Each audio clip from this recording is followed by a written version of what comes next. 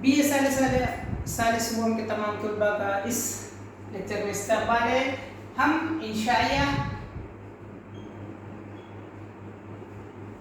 کا مطالعہ کر رہے تھے جس میں ہم جنون لطیفہ اس انشائیے کے متعلق پڑھ رہے تھے. اس سبق کے مصنف اردو کے مشہور مزاح نگار مشتاق احمد یوسفی ہے. ہم نے دیکھا کہ اس سے پہلے لیکچر میں کہ کس طریقے سے مشتاق احمد یوسفی نے باورچیوں کا ذکر کیا کہ کون کون سے کس طریقے سے باورچیوں کا استقبال ہوتا تھا اور کیسی خوشی ہوتی تھی جب ایک باورچی گھر میں آتا تھا اور اتنی جلدی کہہ رہے ہیں کہ وہ یہاں سے بھاگ جاتا تھا. کیوں؟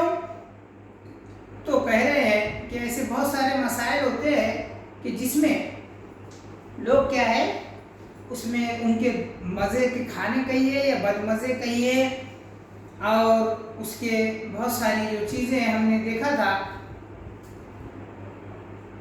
وہ یہاں پر ہم ذکر کر رہے تھے کہ کس طریقے سے باورچیاں بدلے جاتے تھے. بعض اوقات تو ایسا کہا گیا ہے کہ صبح میں کوئی ہانڈی پہ قریب ایک باورچی کیا کرتا تھا کھانا تیار کرتا تھا تو دوسرا کہہ رہے ہیں کہ دوسرا باورچی دیتا تھا خانسامیہ اور تیسرا اس کو ہانڈی پہ سے اتارتا تھا. یعنی اتنے جلدی باورچیاں بدل جاتے تھے.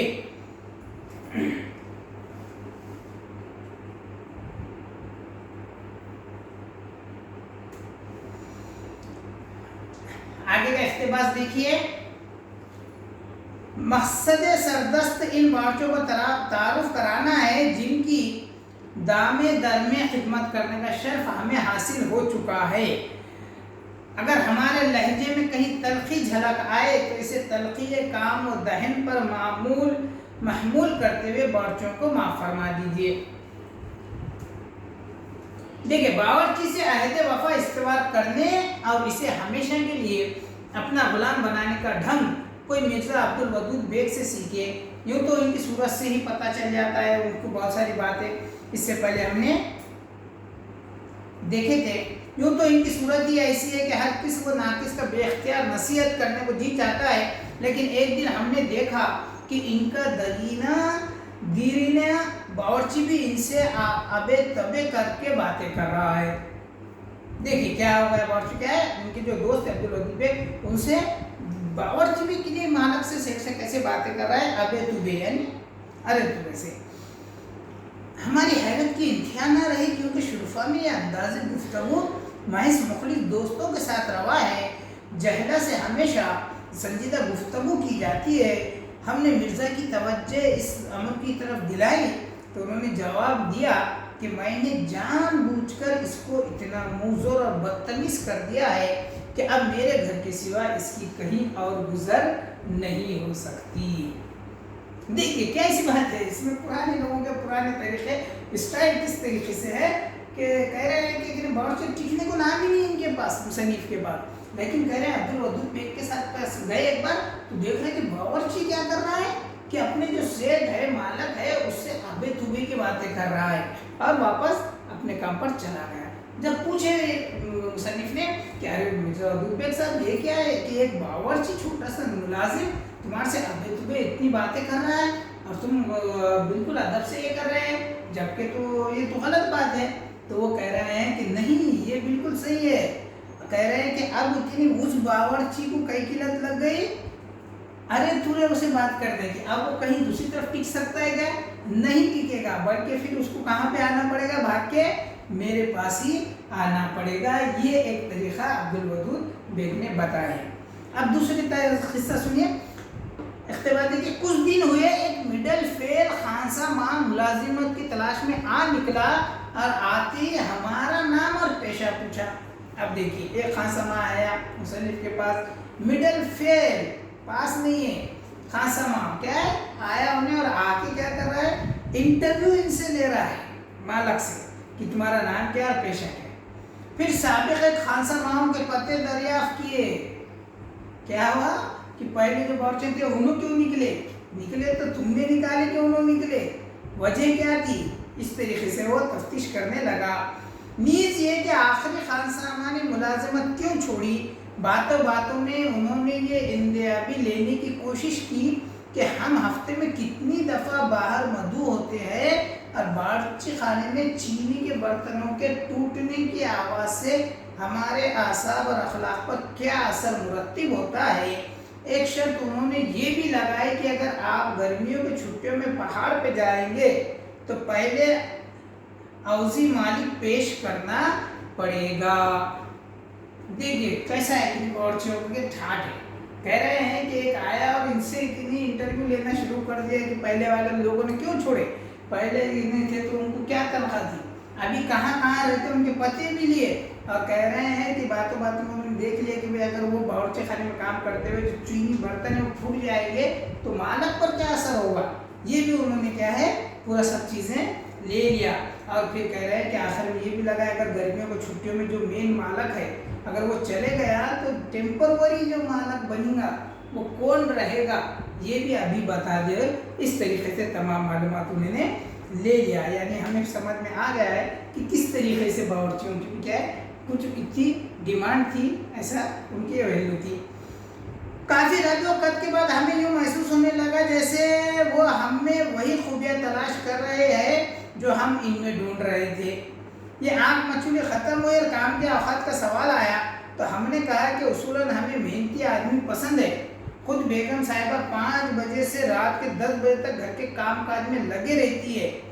कहने लगे साहब इनकी बात छोड़िए, वो घर की मालक है, मैं तो नौकर हूँ। साथ ही साथ उन्होंने ये वजाहत भी कर दी कि कोई के बर्तन नहीं मांजूंगा, झाड़ू नहीं दूंगा, एस्ट्रे साफ नहीं करूंगा, मेज नहीं लगाऊंगा, दावतों में हाथ नहीं धुलाऊंगा। हमने घबरा कर पूछा फिर क्या करोगे। तो फिर कह रहा है ये तो आप बताइए, काम आपको लेना है, मैं तो ताबेदार हूँ। देखिए कितना ये इस पे पहले ही बोल रहे हैं कि ठीक है चलो ठीक है कब से कब तक काम करेंगे। महीनों ने कहा कि भाई अच्छा काम करेगा इसलिए अच्छा ज़्यादा से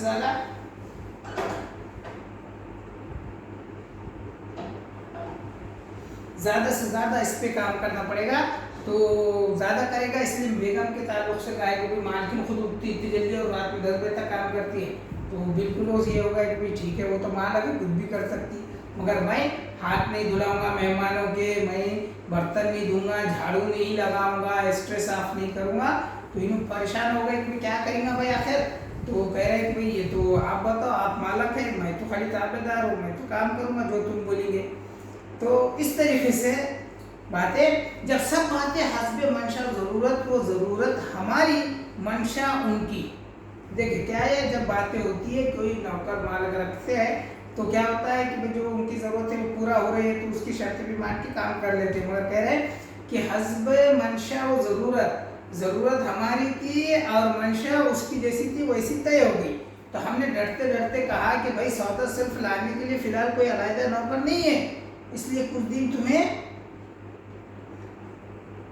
सौदा लाना भी पड़ेगा, तनख्वाह लाना पड़ेगा, तनख्वाह ले लिया करो।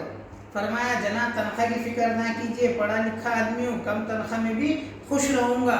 तो उन्होंने कहा फिर भी, तो कहने लगे 75 रुपये माहवार होगी, लेकिन अगर सौदा भी मुझे को लाना पड़ा तो 40 रुपये होगी। इनके बाद एक ढंग का बावर्ची आया, मगर इस पे कह रहे कि ये बावर्ची का है, इस तरीके से अपनी बात कहे जा रहा था कि तनख्वाह वगैरह इतनी ज़्यादा लेते हुए भी और उसके हिसाब से ही काम करना चाह रहा था। इसके आगे का देखिए, इनके बाद एक ढंग का बावर्ची आया मगर बेहद दिमागदार मालूम होता था। हमने इसका पानी उतारने के गर्ज से पूछा मुगलई और अंग्रेज़ी खाने आते हैं। तो बावर्ची कह रहा है कि हर किस्म का खाना पका सकता हूँ, हुजूर का किस इलाके से ताल्लुक़ था। हमने सही बता दिया। झूम ही तो गए, कहने लगे मैं भी 1 साल इधर काट चुका हूँ, वहाँ के बाजरे की खिचड़ी की तो दूर दूर धूम है, मज़ीद जीरा की हम में ताब ना थी, लिहाजा उन्होंने अपने आप को हमारे यहाँ मुलाजिम रख लिया। दूसरे दिन पढ़ल बताते हुए उन्होंने इंकशाफ किया कि मैंने 12 साल अंग्रेज़ों की जूतियाँ सीधी की है। اس لیے اکڑو بیٹھ کر چولہا نہیں جھونکوں گا، مجبوراً کھڑا ہو کر پکانے کا چولہا بنایا۔ دیکھیے آپ نے بولا کوئی سب پاس سب اوکے ٹھیک ہے، کیسا تو بھی رکھ لیے۔ میں کہہ رہے ہیں کہ میں 12 سال سے کیا کر رہا ہوں، انگریزوں کے پاس کام کرتا تھا، اس لیے اب بیٹھ کر جو پکاتے تھے پہلے، تو کہہ رہے ہیں کہ وہ میں نہیں پکاؤں گا بلکہ کیا کروں گا، کھڑے رہ کر اس طریقے سے پکا سکتا ہوں۔ تو آپ کیا کریں گے، مجبوراً کیا ہے، اس باورچی کے لیے اس باورچی خانے میں کھڑے رہ کے پکانے کا انتظام کیا گیا۔ یعنی ایسے بہت سارے قصے جو جنون لطیفہ میں مشتاق احمد یوسفی نے بیان کیے ہیں۔ آج کے لیے ہم اتنا یہیں پر رکتے ہیں، انشاءاللہ اگلے لیکچر میں ہم اس کے قصوں کو جاری رکھتے ہیں۔ جب تک کے لیے دیجیے اجازت۔